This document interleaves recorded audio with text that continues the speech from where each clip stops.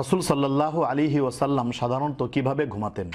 রাসূলুল্লাহ সাল্লাল্লাহু আলাইহি ওয়াসাল্লাম তিনি প্রতিটা কাজে কর্মে আদর্শ রেখে গেছেন। সুতরাং ঘুমানোর ক্ষেত্রেও আমরা বিভিন্ন কিতাবে বা হাদিসের গ্রন্থে যদি লক্ষ্য করি তাহলে রাসূল সাল্লাল্লাহু আলাইহি ওয়াসাল্লামের ঘুমানোর নিয়ম বা সুন্নত তরিকাও আমরা দেখতে পাই।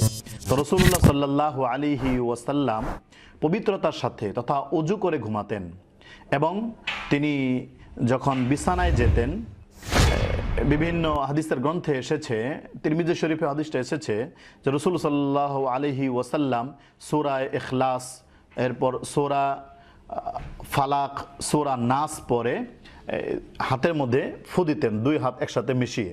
এরপর এই দুই হাতকে সারা শরীরের মধ্যে মালিশ করতেন। মেশকাত শরীফের 2382 নং হাদিসের মধ্যে এসেছে, হুযায়ফা রাদিয়াল্লাহু তাআলা আনহু থেকে বর্ণিত, তিনি বলেন যে কানা নবী সাল্লাল্লাহু আলাইহি ওয়াসাল্লাম ইযা আখাযা মাসজাআহু মিনাল লাইলি ওয়াযআ ইয়াদাহু তাহতা খাদ্দিহি।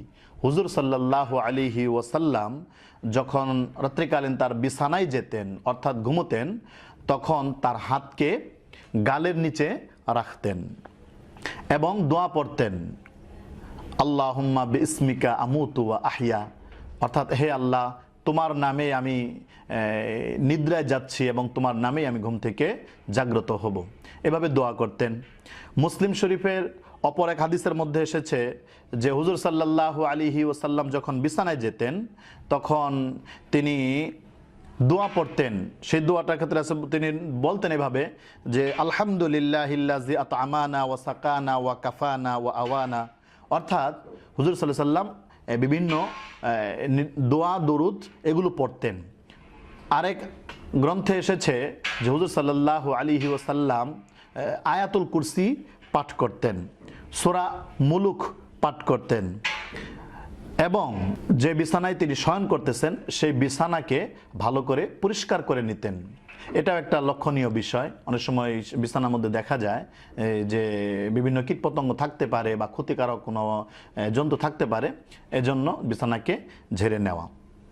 সুতরাং রাসূলুল্লাহ সাল্লাল্লাহু আলাইহি ওয়াসাল্লামকে ভালোবেসে তার সুন্নত অনুযায়ী যদি আমরা আমল করি তাহলে অবশ্যই আমাদেরকে এভাবে ঘুমোতে হবে যে হুজুর সাল্লাল্লাহু আলাইহি ওয়াসাল্লাম তিনি ডান কাতে শয়ন করতেন এবং হাতকে তার গালের নিচে রাখতেন এবং তিনি পবিত্রতার সাথে তথা ওযু করে ঘুমাতেন এবং বিভিন্ন দোয়া দুরুদ পাঠ করতেন। শয়তানের ক্ষতি থেকে আল্লাহ তাআলার কাছে আশ্রয় চাইতেন।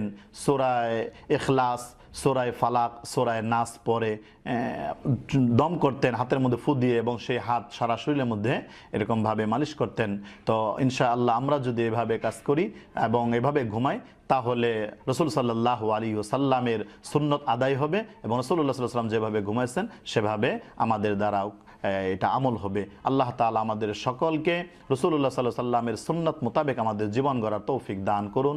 আমিন।